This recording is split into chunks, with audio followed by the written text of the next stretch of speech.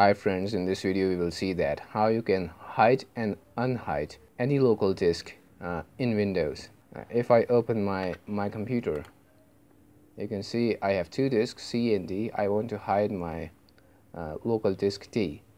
So in order to do this, I will go to Start menu and search for diskmgmt.msc. This is disk management. So here's the disk management configuration box. So as you can see there, it contains all of the information regarding my local disks. So I want to hide my local disk D. I will press right click on local disk D and select change drive ladder and paths. Click on that, and there you have to just simply press the remove button and click on OK. And yes, that's it. Okay, now if I open my computer,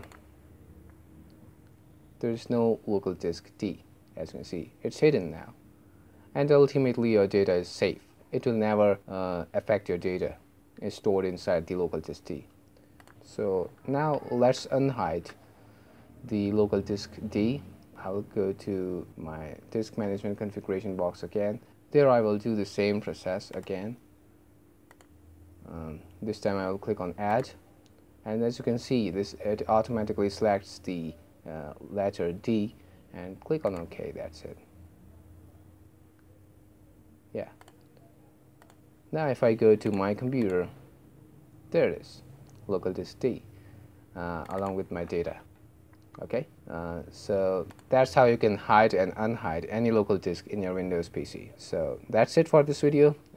Thanks for watching. Thank you.